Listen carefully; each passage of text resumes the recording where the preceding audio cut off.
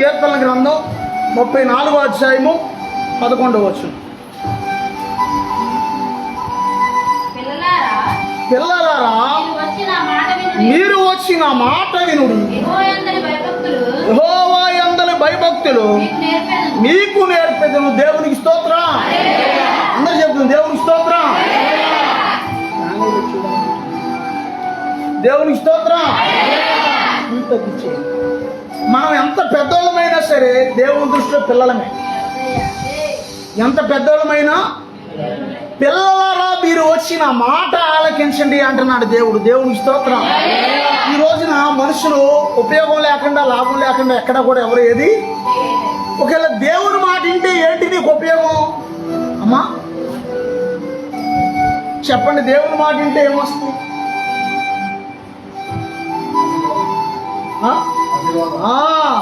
ద్వితీయోపదేశకాండం 28వ అధ్యాయం 2వ వచనం కానించి 7వ వచనం దాకా చదువుకుంటే, ద్వితీయోపదేశకాండం 28వ అధ్యాయము 2వ వచనం నుంచి చదవండి అమ్మా.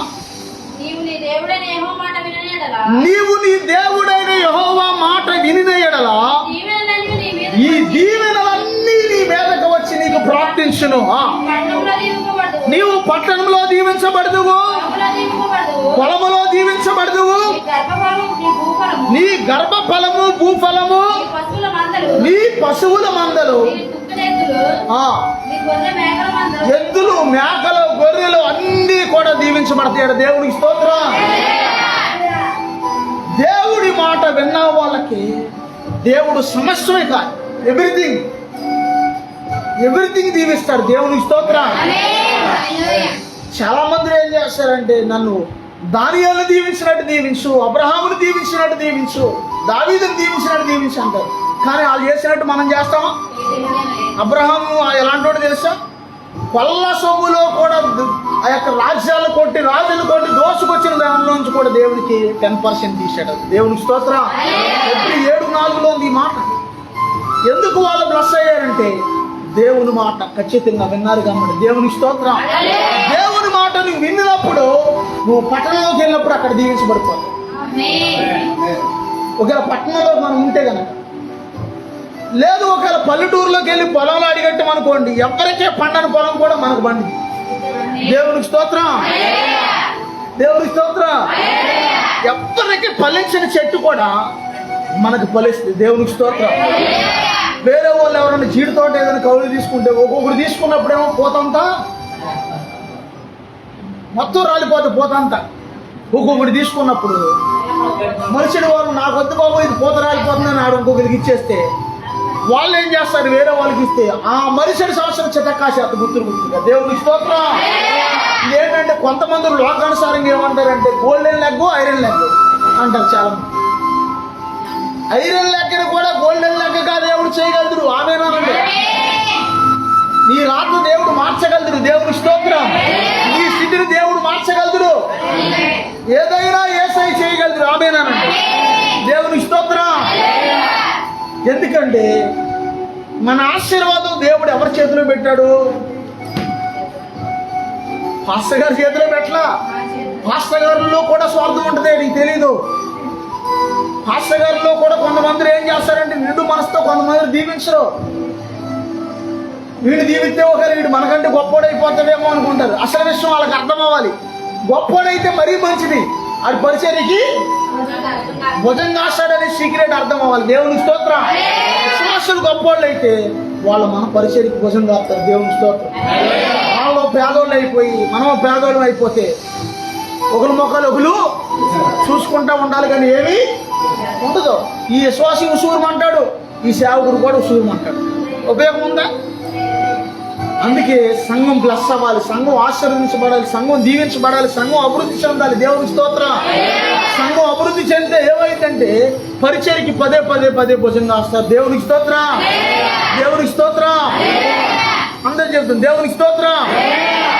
దేవుడు అంటున్నాడు, నీ దేవుడని యెహోవా మాట నువ్వు శ్రద్ధగా వినినప్పుడు నువ్వు పట్టణంలో దీవించబడతావు, నీవు పొలంలో దీవించబడతావు. గర్భఫలం దీవించబడడం అంటే దానికి అర్థం ఏంటంటే పెళ్ళి అవ్వగానే గర్భఫలం వచ్చారు. మహా ఇప్పుడు 4-5 నెలలకి నిజం. ఇదేంటో మొన్న పెళ్ళి అయిందంటే దేవుడు నెలలకమ్మా వివాహమైన 8 నెలలకి 6 నెలలుగా వివాహమైన 6 నెలలకి మాకు వివాహమైన అప్పటికే చిన్న వయసు. నా వయసు 19 సంవత్సరాలు, పాస్టమ్ గారి వయసు ఎన్నమ్మాయి 13 అమ్మది, నాకు 19. వివాహం అవ్వగానే 6 నెలలకి గర్భఫలం. కారణం ఏంటంటే మళ్ళీ పిల్లడు కూడా పుట్టిన పిల్లడు ఎలా పుట్టాడంటే అప్పుడు ఏలియా బాగా బొద్దుగా లావుగా, బుడ్డలు ఇంకా ఉన్నాయి. కారణం ఏంటంటే దేవుడి ఆశీర్వాదం, అది దేవునికి స్తోత్రం. మనకు అసలు ఆ గర్భఫలం ఏంటో తెలియదు, ఏం తెలియదు. కొంతమంది వీళ్ళందరూ వెనకమాలు ఉన్న పెద్దోళ్ళు వీళ్ళందరూ ఓకే ఎత్తుకుని ముద్దులాడుతుంటే అసలు కనీసం వీళ్ళు ఎందుకు అంత ముచ్చట పడిపోతున్నారో కూడా మనకే తెలియని వయసు అది. ఎందుకు ముచ్చట పడిపోతున్నారు వీళ్ళందరూ? పెద్దల్లో సాధారణంగా ఏముంటుందంటే ఆడపిల్ల పుట్టినప్పటికీ మగపిల్లలు పుట్టినప్పటికీ తేడా ఏముంటుందా? కొంచెం సాధారణంగా దేవుడు ఒక్కోసారి ఏం చేస్తాడంటే ఆడపిల్లలను కూడా మగపిల్లల్లాగా ఉపయోగించుకుంటాడు. చాలామందికి అది తెలీదు. కానీ పెద్దలు మన యొక్క పూర్వీకుల నుంచి ఉన్నది ఏంటంటే మగపిల్లలు పుట్టేసరికి కొంచెం సంతోషపడిపోతారు, సంబరపడిపోతారు. దేవుని స్తోత్రం. దేవుని ఆశీర్వాదం, దేవుని దీవెన వస్తే ఆడపిల్లలు కూడా మగపిల్లల వలె ఆశీర్వదించబడతారు. దేవునికి స్తోత్రం, దేవునికి స్తోత్రం. గర్భఫలం దీవిస్తాడంట దేవుని. తర్వాత అమ్మా భూఫలం దీవిస్తాడు. నేను చెప్పాను కదా, ఎవరికే పండని ఫలం కూడా మనం అడిగడితే పండుద్ది అక్కడ. దేవుని స్తోత్రం, దేవుని స్తోత్రం. ఒకసారి మా ఫ్రెండ్ పాస్టర్ గారు ఉన్నారు, జాగ్రత్తగానండి. చింతలపూడిలో ఒక దెయ్యాన్ని నిలబడతాకి వెళ్ళాడు మా ఫ్రెండ్ పాస్టర్ గారు. వెళితే మొత్తానికి ఈ దెయ్యం ఆయన ఏం చేసిందో తెలియదు, కానీ ఆ దెయ్యం పట్టినోడు చాలా బలమైన వ్యక్తి. నా మీద హైట్ ఉన్నాడు, ఇంకా నా మీద బలంగా ఉన్నాడు. సిమెంట్ ఇటుకలు పని చేస్తాడంట. అలాంటి వాడిని పట్టుకుంటే అక్కడికి వెళ్ళాక మొత్తానికి వీళ్ళు ఏం చేసిందో తెలీదు, కొట్టిందో ఏం చేసిందో. ఒక్కోసారి దెయ్యాలు కొడతాయి కూడా. దేవునికి స్తోత్రం. నైట్ 2 గంటలకి, నైట్ 11, 12 ఆ టైం అయ్యా మా విశ్వాస ఒకడు ఉన్నాడు, వాడు అల్ల కల్లోలంగా ఉన్న పరిస్థితి. ఒకసారి మీరు కూడా రండి అయ్యా అల్లం అంటే. సరే నా ఫ్రెండ్గా పిలుస్తున్నారు కదని నేను వెళ్ళా. ఇలా జరిగిందంతా ముందు నాకు చెప్పలా, ప్రార్థన చేయండి అయ్యా అన్నారు. నేనేముంది ప్రభా, ఇక్కడ ఏముంది ప్రభా అని ప్రార్థన చేస్తుంది. ఒక క్షణం కళ్ళు మూసుకుని పెద్ద గడసర్పం చూపిస్తున్నారు అనకొండని. దేవుని స్తోత్రం. చిన్న అనకొండ కాదు, పెద్ద అనకొండని చూపిస్తున్నారు. అబ్బో, పెద్ద పోరాటమే.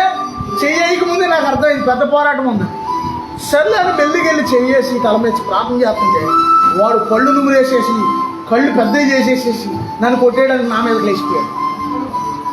ఆ దెయ్యం పట్టినోడు వాళ్ళ నాన్న లావుడి ఈ పాస్టర్ గారు ముగ్గురు పారిపోయారు బయటికి.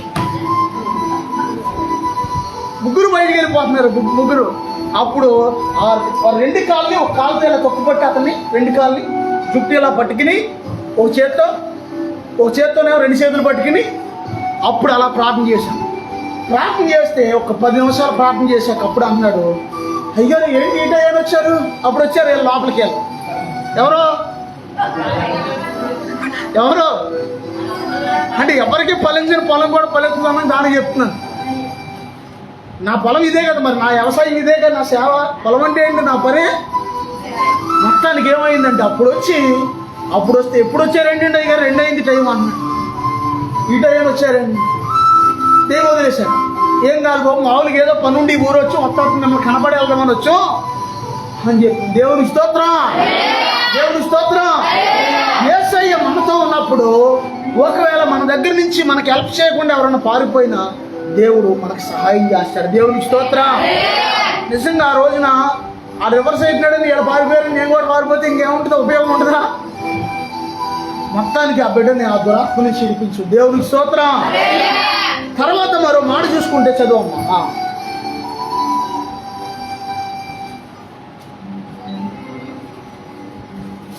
గర్భఫలము భూఫలము దీవించుకున్న తర్వాత నీ పశువుల మందలు, నీ ఎద్దులు అంటే 4 తిరగదు నాకు, అందుకే అక్కడ కొంచెం ఖర్చు చేసానా. నీ గొర్రె మేకల మందలు. ఇందులో ఒక సీక్రెట్ చెప్తాను ఏంటంటే దేవుడి ఆశీర్వాదం ఎవరిలో ఉంటుందో వాళ్ళకి, వాళ్ళు పెంచే కోళ్ళు కానీ, గొర్రెలు కానీ, మేకలు కానీ, గొడ్లు కానీ అవి వృద్ధి అయిపోతాయి. ఫస్ట్ ఒకప్పుడు మా నాన్నగారు సుమారుగా 7 మేకలు కొన్నాడు. ఆయన మేకలు కూడా కాసు నేను చిన్నప్పుడు 2 సంవత్సరాల తర్వాత 27 మేకలు అయిపోయాయి. ఎన్ని? 7 మేకలు 27 మేకలు అయ్యి. దేవునికి స్తోత్రం. అంటే దేవుని ఆశీర్వాదం దేవుడు మీ చేతిలో పెడితే అంతకంటే ఎక్కువగా ఆయన గురించి నేను చెప్పదలుచుకోలేదు. జస్ట్ మీకు ఉపమానం చెప్పాను. దేవుడు ఆశీర్వాదం, దేవుడు నిన్ను దీవిస్తే, నీ చేతి పనులు దీవించినప్పుడు నువ్వు చేసే ప్రతి పని కూడా ఫలింపైపోతుంది. దేవునికి స్తోత్రం. నువ్వు ఒకవేళ పశువులు పెంచుకున్నా సరే అది అలా అలా అలా అలా అలా వృద్ధిలోకి వచ్చేస్తుంది. అంటే మంద అయిపోతాయి. 1, 2 ఉన్నాయి కూడా మందలుగా అయిపోతాయి. దేవునికి స్తోత్రం. నీ గొర్రెలు దీవించబడతాయి, మేకలు దీవించబడతాయి, ఎడ్లు దీవించబడతాయి, నీ పశువులు దీవించబడతాయి అంటున్నాడు దేవుడు. అంటే పశువులు అంటే అన్నిట్లో, అందులో పశువులన్నీ ఒక కోళ్ళు పెంచుకుంటే కోళ్ళు కూడా దేవుడు దీవిస్తాడు. దేవుని స్తోత్రం. ఎప్పుడు దీవిస్తాడు? దేవుడి మాట వినినప్పుడు దీవిస్తా అన్నాడే గాని ఒకవేళ దేవుడి మాట వినకపోతే ఏమైంది? ఆ తర్వాత ఏముందమ్మా అక్కడ? గంపయు పిండి పిసికే తొట్టి, అది కూడా తర్వాత సబ్జెక్ట్ రాబోతుంది. నీ గంపయు పిండి పిసికే తొట్టి కూడా దీవించబడదంట. ఈ సబ్జెక్ట్ లో నుంచి మళ్ళీ తర్వాత కలుపుతాను మీకు అర్థమయ్యేటట్టుగా. దేవుడి మాట వింటే దీవిన అన్నీ దీవించబడిపోతాయి. వినకపోతే ఏమైందో తెలుసా? సౌలు గాడిదలు కాసుకునే సౌల్ని దేవుడు మహారాజుగా చేశాడు. దేవుని స్తోత్రం. గాడిదలు కాసుకునే వాడిని మహారాజుగా చేస్తే ఏం చేశాడు అంటే అతను చేసిన తప్పు ఒక మాట చదవండి. 1 సమూయేలు 15వ అధ్యాయము 19వ వచనం చదవమ్మా. 1 సమూయేలు 15:19. నీవు ఎందుచేత యెహోవా మాట వినక దోపుడు మీద ఎగబడి ఆయన దృష్టికి కీడు చేసితివి. దేవునికి స్తోత్రం. దేవుడు ఏమన్నాడంటే, ఇశ్రాయేలీలు నా ప్రజలు ఐగుప్తుల నుంచి వస్తున్నప్పుడు వాళ్ళందరినీ వీళ్ళు ఇబ్బంది పెట్టారు. అమాలేకీలు మొత్తం అమాలేకీల రాజ్యం అంతటినీ తుడిసేయమని చెప్పాడు దేవుడు వెళ్ళి సౌలుతో. అసలు మనుషులు కానీ పశువులు కానీ ఆ ఊళ్ళో ఎవరు ఉండకూడదు, మొత్తం తగలెట్టామన్నాడు. అన్నీ తగలెట్టేసి ఏం చేశాడంటే, వచ్చి దేవుడి పగ మనం కోపం వస్తే అప్పుడే కొడతాం లేదా అప్పుడే మర్చిపోతాం. దేవుడి పగ అలా ఉండదు. 400 సంవత్సరాల తర్వాత దేవుడు వాళ్ళ సంతతి మీద పగ తీర్చుకుంటున్నాడు. అక్కడ సుమారుగా 400 ఏంటి, ఇంకా పైన ఇంకా ఎక్కువైంది. వాళ్ళ సంతతి నా ప్రజల్ని ఇబ్బంది పెట్టారు అప్పుడు అని దేవుడు చెప్తే వెళ్ళి అందరినీ లయపరిచి వచ్చేటప్పుడు ఏం చేశాడంటే, బాగా కొవ్విన ఎడ్లు, బాగా కొవ్విన ఆ యొక్క ఇవన్నీ తెచ్చుకున్నాడు. ఎడ్లన్నీ దేనికంటే ఎడ్లు బాగా ఎన్ని తెచ్చుకున్నాడని తెలిసే కారణం. పైగా సమూయేలు ప్రవక్త దేవుని సేవకుడు వచ్చి అడిగితే, అయ్యా మన దేవుడైన యెహోవాకు బలి అర్పించడానికి తెచ్చానయ్యా అన్నాడు. అంటే బలి అర్పిస్తే జాయింట్లు బాగా అర్థమైంది మీకు అన్నాడు.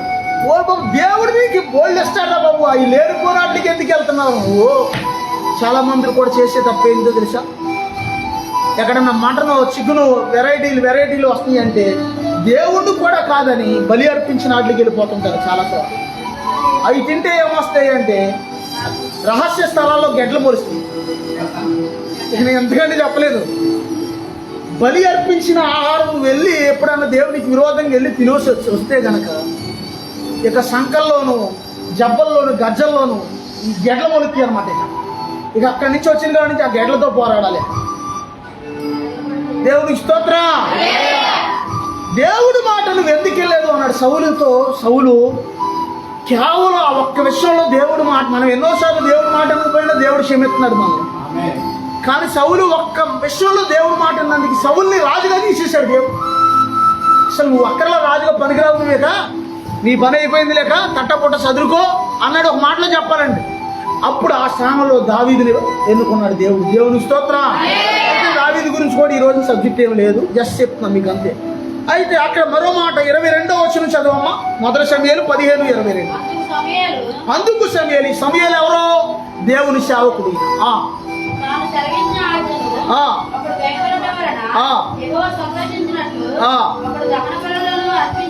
దహన బలులను అర్పించడం వలన ఆయన సంతోషించునా?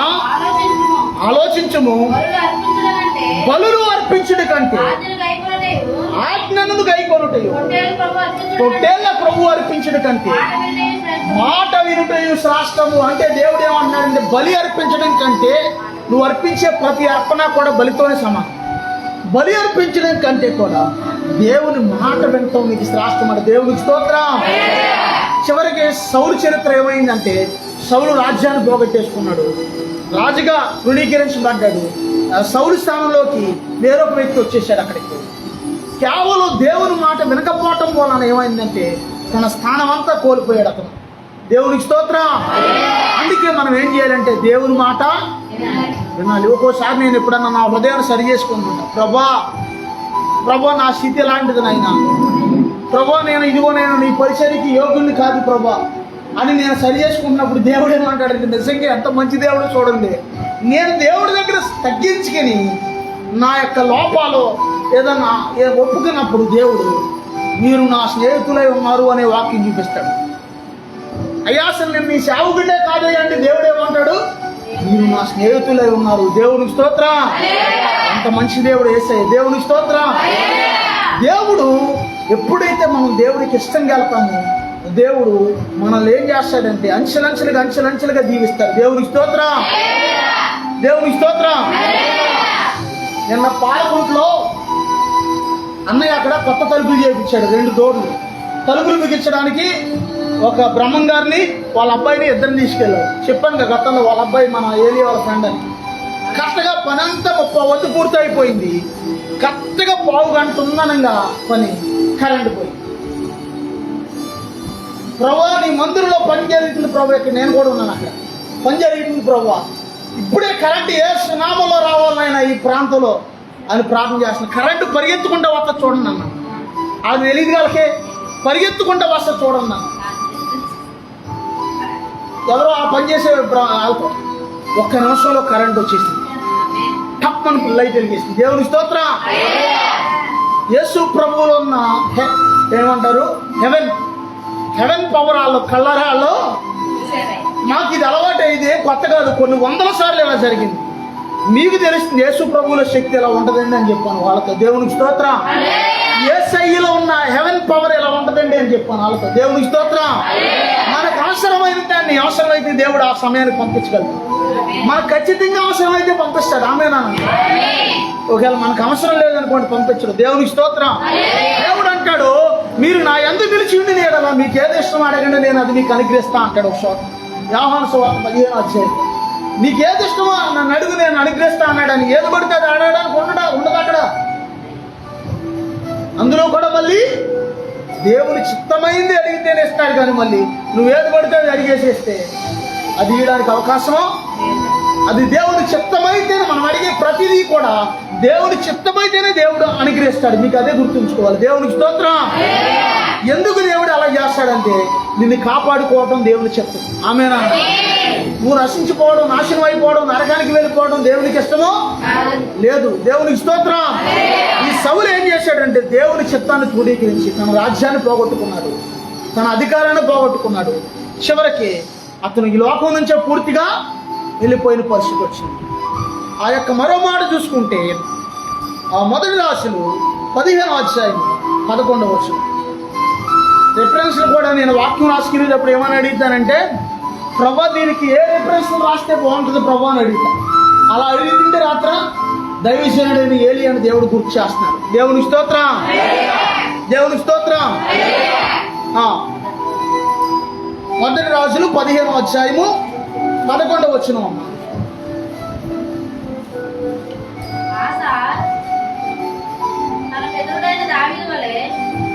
కాదమ్మా, మొదటి రాజులు 15వ అధ్యాయం 11వ వచనం. మొదటి రాజులు ఏది తీసావు? అదేనా? 2వ రాజులు తీయండి. అబ్రహాము దేవుడు, ఇస్సాకు దేవుడు, యాకోబు దేవుడు నన్ను ఆశీర్వదించును. అబ్రహాము దేవుడు, ఇస్సాకు దేవుడు, యాకోబు దేవుడు నన్ను ఆశీర్వదించును. దేవుని స్తోత్రం. వచ్చిందా? ఏరియా గురించి 15 చూడండి. 17 మొదటి రాజు 17వ అధ్యాయం 11వ వచనం.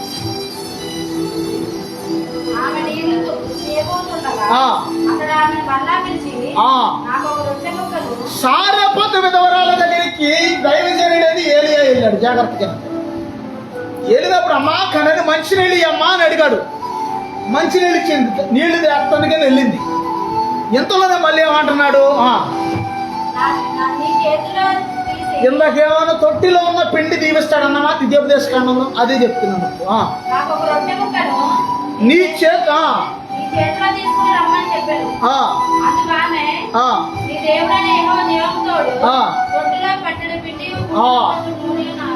ఇక్కడ సాధారణంగా అమ్మా ఒక అప్పం తీసుకురమ్మా, ఒక రొట్టె తీసుకురమ్మా అని అడిగాడు. ఎల్లవయ్య బాబు బలి చెప్తున్నావు, బలి ఓడిపోయే పాస్టర్ గారు, నేనే లేక చచ్చిపోతుంటే ఇక్కడ తిండి లేక నీకు మళ్ళీ రొట్టె వేసుకురాను, అందులో అప్పం వేసుకురానా? చాలా బాగా చెప్పాడు పాస్టర్ గారు, చాలా బాగా అంటాం. మనమైతే అంటుంది, అయ్యా దైవజనుడా, తొట్టిలో కొంచెం పిండి ఉంది, బుడ్డులో నూనె ఉంది, నీ దేవుడైన జీవంతో. ఎందుకు అడిగాడు ఏలియావన మాట? అసలు ఎందుకు అడిగాడు రొట్టె ఇమ్మని? కారణం తెలుసా? మరి అదే తెలుసుకోవాలి, అందులో నన్ను మరణం. అక్కడ ఆ వచనం చదవండి ఒకసారి, 13వ వచనం చదవమ్మా. 8వ వచనం చదువు.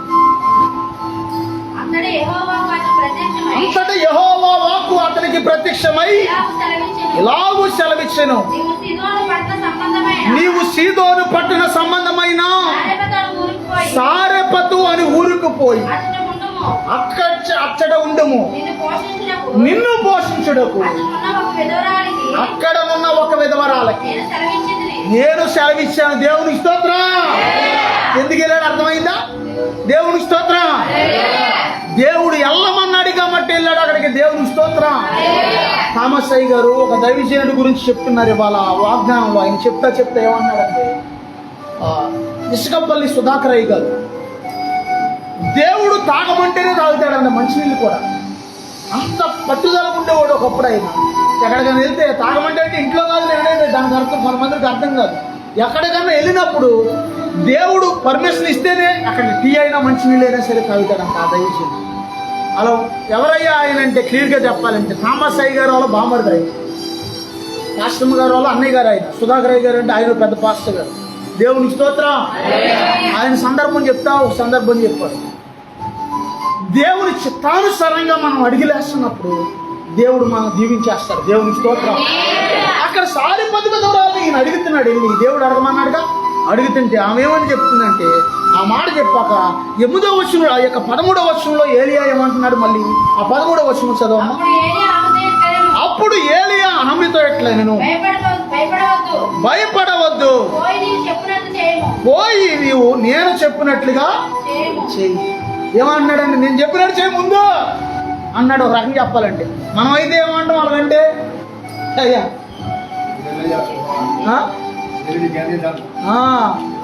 ఎల్లవయ్యా బాబు భలే వాళ్ళు ఉన్నావు, నువ్వు భలే పాస్టర్ గారు అయ్యా, నువ్వు నిజంగా బైబిల్లో సందర్భాలు నిజంగా సేవకులు ఎలాంటివి చేశారని వెలగే అంటారు.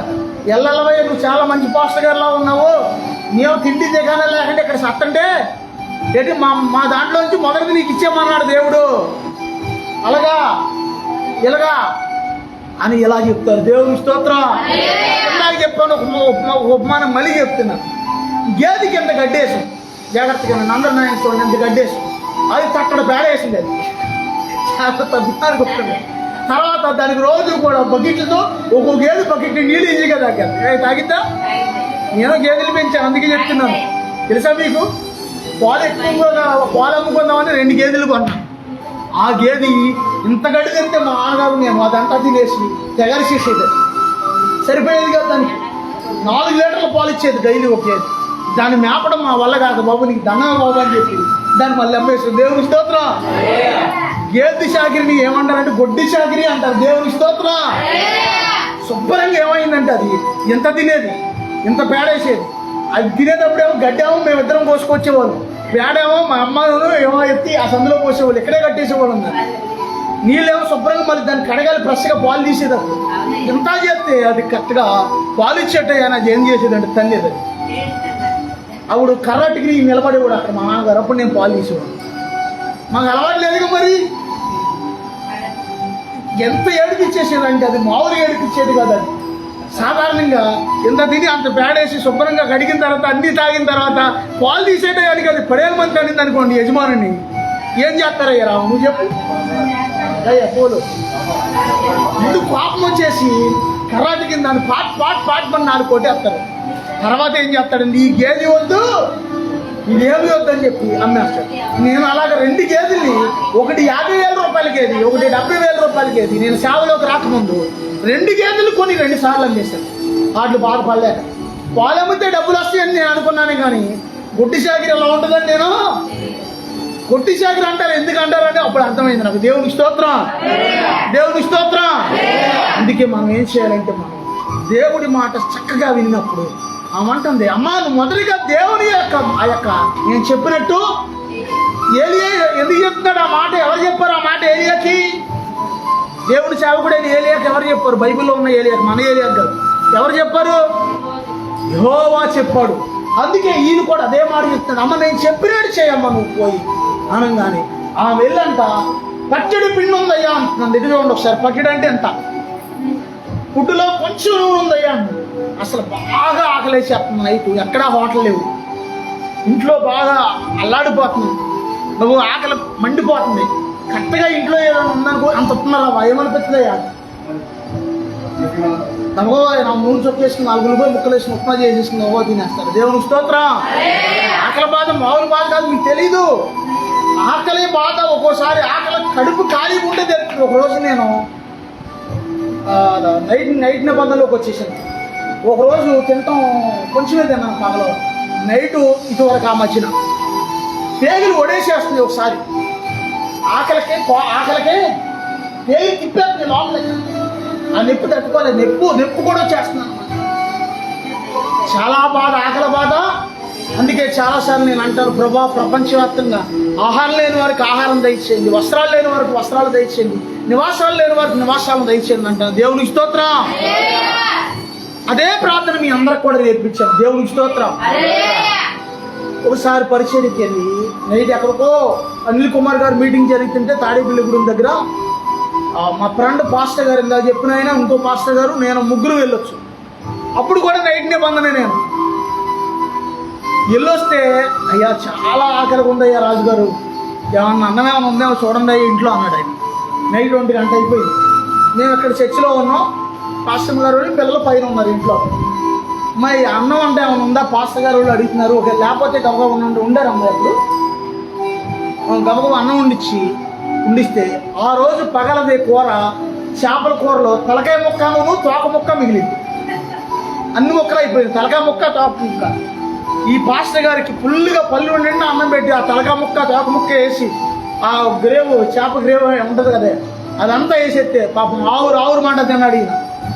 నేను అన్నాను, నాకు చాలా ఆకలిగా ఉంది కానీ అన్నం తింటానికి లేదుగా, అవకాశం నిబంధనలో ఉన్నాను, నాకు ఒక 1/2 లీటర్ టీ పెట్టి పంపించాను. ఓ 1/2 లీటర్ ఏం చేస్తాం బాగా, ఓ 1/2 లీటర్ పంపించమంటే నేను డైలీ ఇన్సూరెన్స్గా ఇప్పుడు కూడా సుమారుగా 30 లీటర్ పాలు వేసి టీకి ఎక్కువ తాగుతాను. అందులో కూడా మీ ఆశీర్వాదం ఉంది. ఆమేనా? చెప్తున్న సందర్భం వచ్చింది కాబట్టి దేవుని స్తోత్రం. టీ పెట్టమంటే టీ పెడితే తాగితే. ఇంకో పాస్టర్ గారు ఉన్నారు చింతలగూడ ఆయన. ఆ పాస్టర్ గారు నాకేం వద్దయ్యా అన్నాడు. ఆయనకి ఆకలేసేస్తుంది. ఒక ఆయన ఏమో అన్నం తింటున్నాడు, నేను టీ తాగుతాను. ఈలోపు ఆయనకి తట్టుకోలేక ఆయన కూడా, అయ్యా నేను కూడా కొంచెం టీ తాగుతానయ్యా. మళ్ళీ ఇంకో 1/2 లీటర్ టీ పెట్టించి మళ్ళీ చెప్పి ఆయన కూడా ఆవురు అంటారు. నైట్ 1 గంట. ఎంత బాధ అనుకుంటున్నారు అసలు. అమ్మో నాయనో బాబో ప్రభా, కడుపు మనకి దేవుడు ఎల్తి లేకుండా పోషిస్తున్నాడు యేసయ్య. ఎంత మంచి దేవుడు. దేవునికి స్తోత్రం. తెలుసా నిజంగా అదే ఈ రోజున ఒక మనిషి కష్టపడితే జాగ్రత్తగానండి మన కష్టార్జితాన్ని కూడా దేవుడు దీవిస్తాడు. ఆమేనా? ఎందుకు వాక్యంలో ప్రాఫెసీ వచ్చేస్తుంది మధ్యలో, నిశ్చయంగా నీ చేతులు కష్టార్జితం నువ్వు అనుభవిస్తావు. ఆమేనా?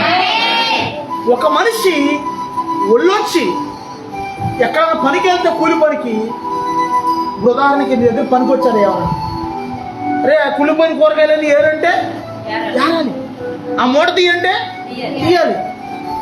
ఎందుకు చేస్తాడంటే ఒళ్ళొంచి పని, తన కడుపు, తన ఆకలి, ఇక్కడే కాదు ఎక్కడైనా సరే, లేదా సహోదరుడు కానీ తన కడుపు, తన ఆకలి పని చేపిస్తా అన్నమాట మనిషిని. దేవునికి స్తోత్రం.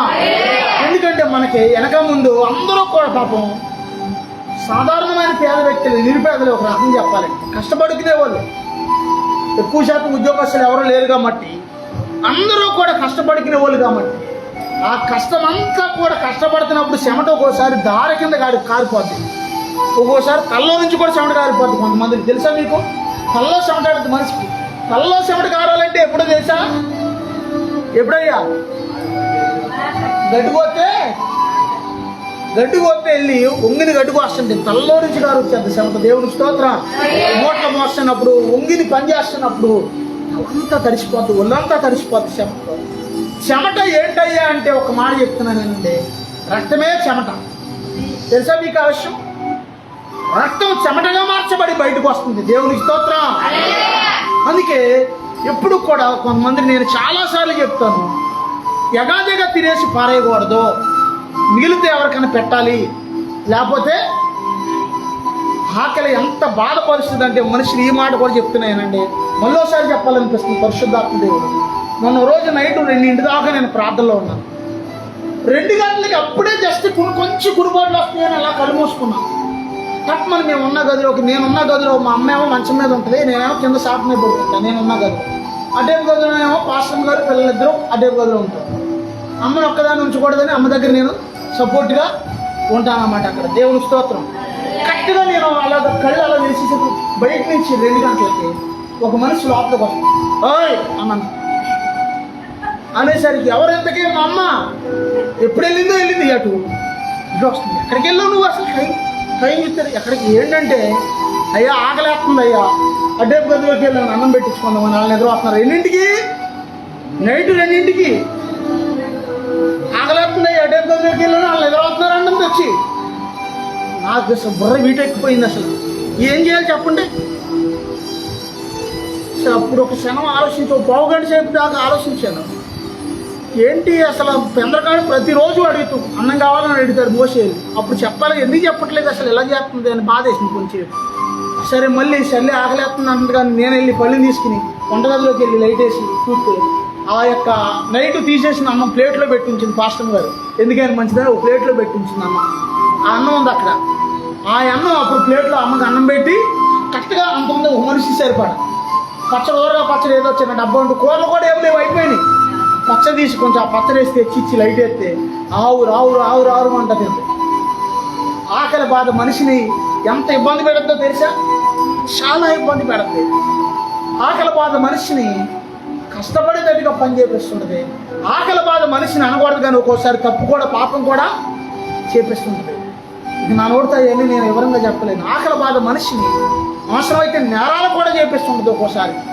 ఇట్లాంటి సమస్యలో మనం ఉన్నాము. మన దేశంలో ఎక్కడ చూసినా భయంకరమైన పరిస్థితులు, భయంకరమైన ఇబ్బందులు. తిండి లేని వాళ్ళు, వస్త్రాలు లేని వాళ్ళు చాలామంది. మన గోపాలపురం వెళ్తే వాళ్ళు అన్ని ఉపమానాలే మాట్లాడుతున్నారు. దేవుడు గోపాలపురం వెళ్తే ఒక ముసలాయి 10 రూపాయలు ఇస్తే కొనుక్కోమని ఆయన అన్నాడు. బాబు నాకు చొక్కా లేదు ఒంటి మీద, చిన్నది ఏదో టవలోనో ఏదో ప్యాంటో ఏదో వేసుకున్నాడు. ఓ చొక్కా వేయండి బాబు అంటున్నాడు.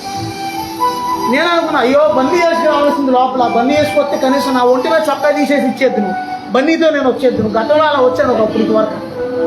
అయ్యో బన్నీ వేసుకురాలేదే అని అనిపించింది నాకు. సరే ఈసారి మళ్ళీ వెళ్తాను అక్కడికి పాంప్లెట్లు పరిచయకి. వెళ్ళినప్పుడు ఖచ్చితంగా అతనికి పాంప్లెట్ తాళ్ళపూడి వెళ్ళాను. పాంప్లెట్లు పరిచయం తాళ్ళపూడి తెలుసు కదా, గోదావరి దగ్గర. దేవుని స్తోత్రం. వెళ్తున్నప్పుడు ఇతను కనపడ్డాడు. ఒక మనిషి ఆకలి, ఒక మనిషి చలి, ఒక మనిషి దిగంబరత్వం మనిషిని చాలా చాలా చాలా బాధ పెడద్ది. మనకు ఆకలి వేస్తే ఏదో ఒకటి ఉంటుంది కాబట్టి తినేస్తున్నాం. వర్షం వస్తే గబుక్కును ఇల్లు ఉంది కాబట్టి ఇంట్లోకి వెళ్ళి ఉంటున్నాం. లేకపోతే చలేస్తే దుప్పట్లు వేయటం, లేకపోతే స్వెటర్లు ఉన్నాయి కాబట్టి కప్పుకుంటున్నాం. ఎందరో ఈ రోజున తిండి లేకుండా ప్లాట్ఫామ్ల మీద కూడా ఉన్న వాళ్ళు ఉన్నారు. అక్కడక్కడ వస్త్రాలు లేకుండా ఉన్న వాళ్ళు ఉన్నారు. ఆ యొక్క చలి వచ్చిన వర్షం వచ్చిన ఏమి కప్పుకుంటే లేని వాళ్ళు కూడా ఉన్నారు. నేను అన్నయ్యతో మొన్న ఇదే మాట చెప్పాను. అరే మనకు అవకాశం ఉంటే దుప్పట్లు వేయను కొంటే పేదవాళ్ళకి పంచుతాం. దుప్పట్లు వేయని అవకాశం ఉంటే ఎప్పుడన్నా తక్కువలో. ఇలా చాలా మంది ఇబ్బంది పడుతున్నారు. అక్కడక్కడ కనీసం ఒక దుప్పటి ఇస్తారు కప్పుకొని ఉంటారు అని చెప్పాను. దేవుని స్తోత్రం, దేవుని స్తోత్రం. ఇక్కడ సారిపతి విధవరాలతో దైవజనుడు అంటున్నాడు, మొదటిగా చిన్నప్పని తీసుకుని నా దగ్గర తీసుకురావడం, కానీ ఆమె చివరికి దైవజనుడు మాట లోబడింది. దేవునికి స్తోత్రం. లోబడి ఏం చేసిందంటే చదువు.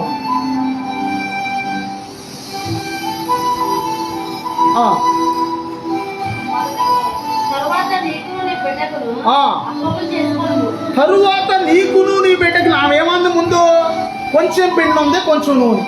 మరి ఈయన ఏమంటున్నాడు? ఆయన గమనించిన వాక్యాన్ని. తర్వాత నువ్వు అప్పాలు వేసుకుని, కానీ అప్పాలంటే ఏంటి? రొట్లు, చపాతీలు. తర్వాత నువ్వు వేసుకుని కానమ్మా అప్పాలో ముందు నాకు చిన్న అప్పం తీసుకురా అంటే, అప్పుడు దేవుని సేవకుడు మాట వెళ్ళి మొదటిగా ఉన్న దాంట్లో నుంచి చిన్న అప్పం వేసి, దేవుడు అప్పం అంటారు దాన్ని. తోటలో చూడండి, దేవుడు కట్టేస్తారు ముందు అట్లేసేటప్పుడు. చిన్న అట్టేసి దేవుడిది అది తీసి పక్కన పెడతారు. మరి వాళ్ళు ఎక్కడ నేర్చుకున్నారు? బైబిల్లో వాక్యం అది. చిన్న అట్టేసి దేవుడికి అని చెప్పి పక్క పెడతారు. వాళ్ళు చిన్న అప్పం తీసుకొచ్చింది దైవజనుడికి. తర్వాత ఏం జరిగిందంటే, మన పిండిలో ఉన్న ఇడ్లీ పిండి ఎలాగైతే తెల్లారేసరికల్లా ఊరిద్దో, అలాగా ప్రతిరోజు పిండి ఊరడం, నూనె ఊరడం. ఒక రకంగా చెప్పాలంటే ఆ దినాల్లో డబ్బులు లేవు కాబట్టి ఇయే డబ్బులు, ఆహారమే డబ్బే కదా. 3.5 సంవత్సరాలు పోషించబడింది ఆ విధవరాలు కుమారుడు ఈ దైవజనుడు. దేవునికి స్తోత్రం. ఎందుకంటే దేవుడైన యెహోవా మాట విన్నాడు కాబట్టి ఏలియా, అలాగే ఏలియా మాట ఆ పేద వ్యక్తి వింది కాబట్టి రాజ్యమంతా సారిపదంతా కరువు ఉంది. కానీ దైవజనుడైన ఏలియా ఉన్న కాడ కరువు లేదు. ఆమేనానండి. నిజంగా నేను అక్కడికి వెళ్ళినప్పుడు నిన్ను పోషించడానికి కాకులు వస్తాయి అన్నాడు దేవుడు స్వరంతో ఒక రోజున. నేను చాలా ఆశ్చర్యపడ్డా. ప్రభా, నేను సామాన్యుని, ఒక అల్పుణ్ణి, దైవజనుడైన ఏలియాకి ఇచ్చిన మాట నాకు ఇస్తున్నావు ప్రభా అని నేను చాలా ఆశ్చర్యపడ్డాను. దేవుని స్తోత్రం. అర్థమైందా? దేవుడి మాట విన్నప్పుడు నీకు కరువు ఉండదు. ఆమేనానండి. అందరికీ కరువు ఉండదు, కానీ నీకు మాత్రం కరువు ఉండదు. దేవుడి మాట విన్నప్పుడు మనం పట్టిందల్లా దీవెనే. దేవుని స్తోత్రం. దేవుని మాట వినుకోకుండా ఏదైనా ఇంకా ఏదైనా చేస్తే అప్పుడేమైందంటే కరువు నెత్తి మీద కూర్చుని తాండవం ఆడుతుంటుంది అనమాట కరువు. దేవునికి స్తోత్రం. ఒకవేళ దేవుని మాట విన్నప్పుడు ఒకవేళ నీ దగ్గర ధనం అయిపోయినా మళ్ళీ డబ్బులు దేవుడు పంపిస్తాడు. దేవుడు ఎవరో ఒకరితో. ఆమేనండి. దేవుని స్తోత్రం. ఒకవేళ మన అవసరతలు అక్కర్లన్నీ కూడా దేవుడు తీరుస్తాడు. దేవుని స్తోత్రం. ఆ యొక్క లోకాసు వార్త 5వ అధ్యాయం 5వ వచనం చదువుకుందాం ఆఖరిగా. నీ మాట ఎంతో శక్తి గలది యేసయ్యా, నీ మాట నాకు ముక్తి యేసయ్యా, నీ మాట ఎంతో శక్తి గలది యేసయ్యా, నీ మాట నాకు ముక్తి యేసయ్యా, నీ మాట నా నోట నీ ఉంచినావయ్యా,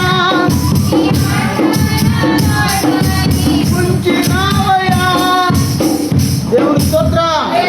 చదువు లోకాసు వార్త 5వ అధ్యాయం 5వ వచనం.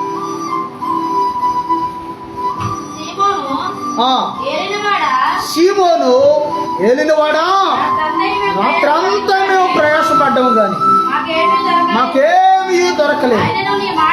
ఆయనను నీ మాట చొప్పున వలలు వేద్దామని ఆయనతో చెప్పగా వారు అలాగూ చేసి విస్తారమైన చేపలు పట్టిన. దేవునికి స్తోత్రం. నిజంగా సీమోని పేతురు ప్లేస్లో మనం ఉన్నాం అనుకోండి, మనకు కొంచెం జ్ఞానం ఎక్కువ కదా. ప్రభా, నీ తెలియదు నాయన చేపల గురించి, నీ వంటని పని చేస్తావు నాయన, నీ పని వేరు మా పని వేరు. చిన్నప్పుడు గోసెట్టుకున్న కాడి నుంచి చేపలు పడ్డం మా తాత నేర్పించాడు. చేపలు ఎప్పుడు వలేస్తే పడతాయో, ఎక్కడ వలేస్తే పడతాయో నాకు తెలుసయ్యా అంటాం మనం. అయితే వేటగాడు సీమోను పేతురు ఏమో సామాన్యుడు కాదు, మంచి చేపల వేటగాడు. చేపలు ఎప్పుడు వేటేస్తారో వలేస్తారు, ఎప్పుడు వేస్తారో తెలుసా మీకు? ఎప్పుడు వేస్తారు? ఎక్కువ శాతం సందకాడ నైటు. సముద్రంలో వేటగాళ్ళు కూడా ఏం చేస్తారంటే నైట్ వేటకెళ్తారు, రాత్రులు పడతాయి చేపలు. దేవుని స్తోత్రం. రాత్రి అంతా ప్రయాసపడ్డాడు, అక్కడే ఉంది అక్కడ సమాధానం. రాత్రి సమయంలో వలేస్తాడు. రాత్రి అంతా ప్రయాసపడ్డానయ్యా, ఏమీ దొరకలేదయ్యా అన్నాడు. దేవుని స్తోత్రం. అసలు ముఠా పని చేస్తున్నారు ఎక్కడో సెంటర్లో ఉంది. అయ్యా మీరు ఎవరు పని ఏమి రాలేదు. కనీసం ఏదన్నా కనీసం అసలు ఒక 50 రూపాయల పని వచ్చినా బాగుంటుంది. కనీసం ఆ 100 రూపాయల పని వచ్చిన ఏమవుతుంది వాటితో? కనీసం టీ తాగుతా కూడా డబ్బులు లేవేంటి? టీ తాగుతా కూడా టిఫిన్ చేయడానికి కూడా డబ్బులు లేవేంటి? ఈ రోజున టిఫిన్ మనిషి 50 రూపాయలు టిఫిన్ తింటేనే కానీ కడుపునట్లా ఏం నిండుతుందా? అది 50 రూపాయలు తిన్నా ఏదో మూలకు వస్తే ఇంకా గ్యాప్ ఉంటానే. ఏమీ లేనప్పుడు అనిపిస్తే అయ్యో కనీసం చిన్నది ఉన్నా బాగుందినే. ఏం చేసావమ్మా, ఏం చేసావు నాన్న అని పిల్లలు అడిగారు అనుకో, అమ్మ అడుగుతావమ్మా ఇప్పుడు మీ అమ్మని అడిగినప్పుడు అప్పుడు చెప్పాలి. ఏం చేసావంటే ఏం చేస్తాం, ఎవరి బాధలు వాళ్ళకున్నాయి, ఎవరి ఇబ్బందులు వాళ్ళకున్నాయి. ఎంత దాచినా సరే అది అయిపోతానే. మనిషి ఖర్చులు అలా పెరిగిపోయింది. దేవునికి స్తోత్రం. కానీ ఈ కరువులో కూడా దేవుడు మనల్ని పోషిస్తున్నాడు. ఆమేనా? ఈ కరువులో కూడా బైబిల్లో ఉన్న ప్రవచన నెరవేర్చబడుతుంది. కరువులోనంట, కరువు వచ్చినప్పుడు క్షామకాలమున క్షేమము వేరు, క్షామము వేరు. క్షేమము అంటే క్షేమంగా వెళ్ళి క్షేమంగా రండి అంటారు, లాభంగా కాదు. క్షేమంగా వెళ్ళి, లాభంగా అంటే సినిమా. క్షేమంగా వెళ్ళి క్షేమంగా రండి అంటారు ఊరు వెళ్ళేటప్పుడు. క్షేమము అంటే భద్రత, క్షామము అంటే కాకి కీవో తీస్తే క్షామము అంటే మనం పెట్టాం కరువు. క్షామకాలమున ఆయన నిన్ను తృప్తిపరిచిన ఎముకలను బలపరుస్తాడు. దేవునికి స్తోత్రం. అంటే కరువు వచ్చినప్పుడు, అసలే కరువుతో అల్లాడుతున్నప్పుడు దేవుడు ఆ కరువులో తృప్తినిస్తాడన్న. దేవునికి స్తోత్రం. కరువులో ఆయన పిల్లలకి దేవుడు తృప్తినిస్తాడన్న. దేవునికి స్తోత్రం. చాలా మంది అన్నారు ఈ సంవత్సరం వర్షాలు లేవు, పంటలు పండతలేదు, ఎక్కడికక్కడ భయంకరంగా ఉన్న పరిస్థితి. ఏమంటారు, ఎల్నీనో ఏదో అంటున్నారు, దాన్ని కరువు వచ్చేస్తుంది అంటున్నారు. చాలా చాలా చాలా ఇంపార్టెంట్ విషయం చెప్తున్నాను, మంచిదే, బాగా గుర్తు చేసాం. బియ్యం స్టోరేజ్ చేసుకోండి. మీకంటే చిన్నోన్నో పెద్దోన్నో దేవుడు ఇచ్చిన ఆలోచన బట్టి చెప్తున్నాను. నేను ఆల్రెడీ ఆ మధ్యలో ఒక 200 కేజీలు 300 కేజీలు నిలవేసాను. అది అయిపోయింది. మళ్ళీ నేను నిలవేయాలి. అయిపోయినాయి, దగ్గరకు వచ్చేసింది. కోటా బియ్యమో ఏ యొక్క బియ్యం, దొరికిన బియ్యం ఒక 300 కేజీలు లేకపోతే ఒక 500 కేజీలు నిలవేసుకోండి. ఓ 300 కేజీలు అయితే నాకు 7 సంవత్సరం వచ్చేస్తాయి. అది వచ్చేస్తాయా? ఒక సంవత్సరం వచ్చాయి చిన్న కుటుంబాలకి. బియ్యం నిలవేసుకోండి. పరిస్థితులు బాగోలేదు, కరువు తాండవం ఆడుతుంది ఎక్కడికక్కడ. దేవునికి స్తోత్రం. కరువులో దేవుడు మనల్ని పోషిస్తాడు, కాదంటలేదు. కానీ కొంచెం జాగ్రత్తగా ఉంటాం మంచిది. దేవునికి స్తోత్రం. దేవునికి స్తోత్రం. దేవుని మాట చొప్పున వల వేసినప్పుడు ఏమైందంటే విస్తారమైన చేపలు పడిపోయింది. దేవునికి స్తోత్రం. దేవుని మాటలు వింటే కనుక విస్తారమైన పని వచ్చేస్తా. ఆమేనా? దేవుని మాట వింటే కనుక మన చేతి పని దేవుడు విస్తారంగా దీవిస్తాడు. దేవుని స్తోత్రం. దేవుని మాట వింటే మనకి ఆశీర్వాదం వస్తానే, ఇక అది ఎవరు ఆపలేరు. అది దేవునికి స్తోత్రం. మన ఆశీర్వాదం ఎవరు ఆపలేరు. ఆమేనా? అంటే దెయ్యాలు కానీ ఏమీ ఆపలేవు. దేవునికి స్తోత్రం. ఎందుకు ఆపలేరు కూడా కారణం చెప్తున్నాను. ఎప్పుడైతే మనం దేవునికి నమ్మకంగా ఉంటామో, మలాకి 3:11 ఏమనుందంటే మీ పంటను తినివేసే పురుగులు నేను గద్దిస్తాను అంటున్నాడు దేవుడు. అంటే నాకు అర్థమైందంటే మన పంటను ఆపుతున్న ప్రతి దురాత్మని దేవుడు గద్దిస్తాడు. దేవునికి స్తోత్రం. దేవునికి స్తోత్రం. మరొక్క ఉపమానం చెప్పి నేను ముగించేస్తాను జాగ్రత్తగానంటే. దేవునికి స్తోత్రం. ఒక ఆయన చైనా సమయం అయిపోయిందంట, సరే ముగిచ్చేస్తున్నాను, ఒక్క ఉపమానం చెప్పి ముగిచ్చేస్తాను. చాలా ఉపమానాలు వచ్చి నేను చెప్పాలనుకున్న ఉపమానం చెప్పలేదు. చైనా కమ్యూనిస్ట్ దేశం ఒకప్పుడు, ఇప్పుడు కూడా అదే అనుకుంటా బహుశా. కమ్యూనిస్ట్ దేశంలో యూన్ అనే ఒక వ్యక్తి ఉండేవాడు, ఓ పాస్టర్ గారు. ఆయన పేరు ఏంటంటే యూన్. అందరూ అనండి ఒకసారి. యూనికాన్ కాదు, యూన్. ఆ పాస్టర్ గారు ఎంత చెప్పినా అనుకోకుండా ఆయనకి పదే వెళ్ళి దేవుని పరిచయం, దేవుని సువార్త ప్రకటిస్తున్నాడని చెప్పి ఒకసారి తీసుకొచ్చి జైల్లో పడేశాడు. తప్పించుకుని వెళ్ళిపోయాడు అక్కడి నుంచి. మళ్ళీ తీసుకొచ్చి మళ్ళీ జైల్లో వేశాడు. దేవుని పరిచయం చేస్తున్నాడు కమ్యూనిస్ట్ దేశంలో కొన్ని సంవత్సరాల క్రితం, ఇప్పుడు కాదు. తప్పించుకుని మళ్ళీ వెళ్ళిపోయాడు. ఇక 3వసారి ఏం చేశారంటే పోలీసులకి బాగా కోపం వచ్చేసి జైల్లో తీసుకొచ్చాక ఆయన 2 కాళ్ళు ఇరిచేశారు. ఆయన అలా కూర్చోబెట్టి కాలు చాపై పొడిగ్గా ఒకసారి ఎవరిని చాపండి, ఎవరినో చాపండి, ఇలా పొడిగ్గా మోకాళ్ళ దగ్గర ఎరగొట్టేశారు కాలు. ఎవరిని? మాస్టర్ గారిని. ఇలాగే కూర్చున్నాడు. ఇప్పుడు మన సహోదరుడు ఎలా కూర్చున్నాడు, ఇక అలా కూర్చుని ఉన్నాడు వారికి. ఈయన పాపం పాస్కి వెళ్ళాలన్నా, బాత్రూమ్కి వెళ్ళాలన్నా మరొక వ్యక్తులు అక్కడ తోటి ఖైదీలు అటోకులు ఇటోకులు పట్టుకుని తీసుకెళ్ళేవాళ్ళు. అలాగే ఆ బాధ భరించలేక అసలు ఇరిగిపోయిన కాడ కట్లు వేయబడకపోతే ఎంత బాధో తెలుసా? తట్టుకోలేరు. బ్లడ్ సర్క్యులేషన్ కూడా జరగదు. చాలా కన్నీటితో వేదనతో ఆయన బాధపడతా, కన్నీటితో ప్రార్థన చేస్తా, ప్రభా నాయనా సహాయం చేయనైనా, కాలు కూడా ఇక్కడ ఎరగొట్టేశారు ప్రభా సహాయం చేయనైనా, ఈయన ఏడుస్తా కన్నీటితో వేదన పడతా బాధ భరించలేక ప్రార్థన చేస్తుంటే 2 నెలలు గడిచిపోయింది. అలా జైల్లోనే ఉన్నాడు 2 నెలలు. 2 నెలల తర్వాత ఆ యూన్ అనే పాస్టర్ గారికి ఒక స్వరం వినపడుతున్నారు. దేవుని స్తోత్రం. నీవు లేచి లేచి నడువు అని స్వరం వినపడుతున్నారు. దేవుని స్తోత్రం. అప్పుడు ఆయన వెంటనే దేవుడు స్వరం నాకు వినపడుతుందని మెల్లిగా లేచి అలాగే నిలబడి కాళ్ళు మూవ్ చేస్తే మెల్లిగా లేచి కాళ్ళు ఆటలు అద్దరికి అయ్యే ఎముకలన్నీ సెట్ అయిపోయి కాళ్ళు మళ్ళీ మునుపటిలాగా వచ్చేసినాడు. దేవుని స్తోత్రం. ఇక నువ్వు లేచి నడువు అని స్వరం వినపడుతుందంట. ఈయన డోర్లు కాడికి ఆ ఖైదీలు 6 డోర్లు 7 డోర్లు దాటాలంట తలుపులు. అక్కడికి వెళ్తుంటే పోలీసులు అందరూ చూస్తున్నారు కానీ తలుపులు తీసేసి ఉన్నాయి. పోలీసులకి ఈయన కనపడతలేదంట. ఎవరో ఈ మాస్టర్ గారు. ఈయన అలాగా ఒక 6-7 గేట్లు దాటుకుని బయటకు వచ్చేసరికి ఇంకొకరు ఎవరితో దేవుని పెట్టలేదు ట్యాక్సీ ఉందంట బయట రెడీగా.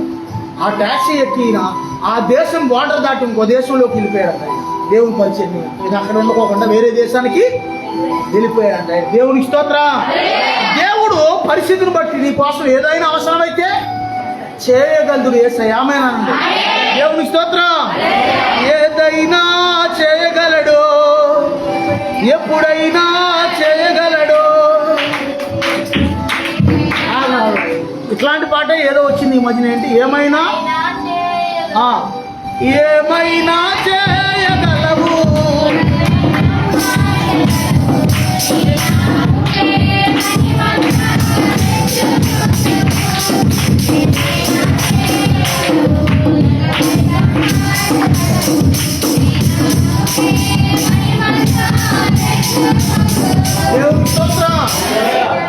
కథ మొత్తం మార్చగలరు అంటే దానికి అర్థం ఏంటంటే, కథ అంటే ఈ పాట రాకముందే మన కథ వచ్చేసింది.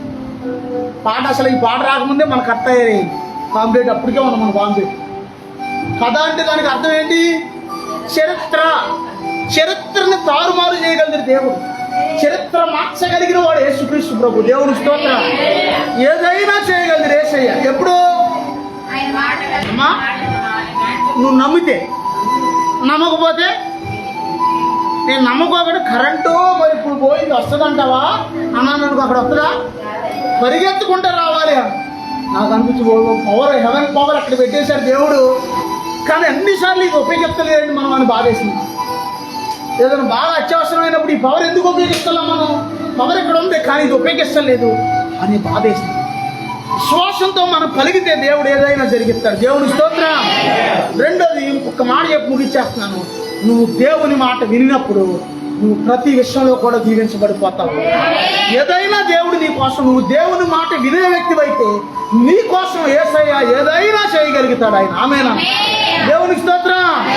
నీ కోసం యేసయ్య ఏదైనా చేయగలుగుతాడు. దేవుడి కొద్ది వాక్కుని దీవించును గాక. ప్రార్థన చేసుకుందాం. ప్రభు సన్నిధిలో ప్రార్థన చేసుకుందాం. ప్రభువా నిజమేనాయన నీవేదైనా చేయగలిగిన దేవుడు. నీ ప్రజల కోసం నాయన, నీ ప్రజలు విడిపించడానికి నాయన, నీ ప్రజల పక్షాన యుద్ధం చేయడానికి నా ప్రభువా అయ్యా నీవు ఏదైనా చేయగలిగిన దేవుడు. అయ్యా నీకు సమస్తమును సాధ్యమే నా ప్రభువా. అయ్యా నీ సన్నిధిలో నీ బిడ్డగా మేము ఉన్నాం ప్రభువా. అయ్యా నీ రక్తంలో కడగబడిన వ్యక్తులుగా మేము ఉన్నాం ప్రభువా. ఇదిగో నువ్వు నీ దేవుడైన యెహోవా మాట శ్రద్ధగా వినినప్పుడు నువ్వు దీవించబడతావు. ఇదిగో పిల్లవారా వచ్చి నా మాట వినుడి అంటున్నాడు యేసయ్య. పిల్లవారా వచ్చి నా మాట వినండి అంటున్నాడు ఆయన. ఇదిగో నీవు దేవుడైన యెహోవా మాట శ్రద్ధగా వినినప్పుడు నువ్వు పట్టణంలో దీవించబడతావు, నువ్వు పొలంలో దీవించబడతావు, నీ గర్భఫలం దీవించబడద్ది, నీ భూఫలం దీవించబడద్ది, సమస్తం కూడా దీవించబడద్ది. తండ్రి నీకు వందనాలయ్యా. తండ్రి నీకు స్తోత్రాలయ్యా. అయా నీ సన్నిధిలో అయా నీ బిడ్డలుగా మేము ఉన్నాం ప్రభు. అయా నీ బిడ్డలుగా మేము ఉన్నావయ్యా. అయా నీకు వందనాలయ్యా. అయ్యా మా ప్రార్థన ఆలకించే దేవుడు నాయన. అయా మా కోసం ఏదైనా చేయగలిగిన దేవుడు నాయన. ఇదిగో ఆ యొక్క సారెపతు విధవరాలంటుంది. అయ్యా దైవజనుడు ఆ తొట్టులో కొంచెం పిండే ఉంది అంటుంది. ఇదిగో ఆ సౌలు అంటున్నాడు దేవుడు మాట వినుకోకుండా తిరుగుబాటు చేశాడు సౌలు. సౌలు తన రాజ్యాన్ని పోగొట్టుకున్నాడు, తన ప్రాణాన్ని పోగొట్టుకున్నాడు. ఇదిగో ఇక్కడైతే సారెపతు విధవరాలైతే ఇదిగో ఏలియా దైవజనుడని ఏలియా దేవుడు మాట విన్నాడు. సారెపతు విధవరాలు దైవజనుడు మాట వింది. ఇదిగో వాళ్ళందరూ దేవుని మాట విన్నారు కాబట్టి ఆ కరువు 3.5 సంవత్సరాల్లో కూడా తొట్టిలో ఉన్న పిండి తరిగిపోలేదు, గుడ్డులో ఉన్న నూనె అయిపోలేదు. నువ్వు దేవుని మాట వినినప్పుడు కరువులో నిన్ను పోషిస్తాడు ఆయన, కరువులో నిన్ను తృప్తిపరుస్తాడు ఆయన. ఆయన నీ భూఫలాన్ని గర్భఫలాన్ని దీవిస్తాడు ఆయన. ఆయన నీ గర్భఫల విషయంలో సహాయం చేస్తాడు ఆయన. ఇదిగో ఆయన నీ అవమానాన్ని తొలగిస్తాడు, నీ నిందను తొలగిస్తాడు. ఇదిగో నీ ఆహారాన్ని దీవిస్తాడు, నీ పానాన్ని దీవిస్తాడు. ఇదిగో ప్రతి సంవత్సరం ప్రతి విషయంలో కూడా ప్రతి క్షణము కూడా దేవుడు నిన్ను కాపాడుతాడు. ఇదిగో ఆయన ప్రజలైన వారిని ఎల్లవేళలా కాపాడుతాడు. తండ్రి నీకు వందనాలయ్యా. ఇదిగో సీమోను పేతురు అన్నాడయ్యా, రాత్రంతా నేను ప్రయాసపడ్డానయ్యా, ఏమీ పడలేదు నాయనా, అయ్యా నీ మాట చెప్పున వల వేస్తున్నాను నాయనా అనగానే యేసయ్య మాట ప్రకారం వలబడింది అక్కడ. అంతే విస్తారమైన చేపలు పడి, యేసయ్య మాటని వింటే విస్తారమైన చేపలు పడతాయి. యేసయ్య నీ మాటని వింటే ఇది విస్తారంగా దీవించబడతావు, అన్ని విషయాల్లో దీవించబడతావు.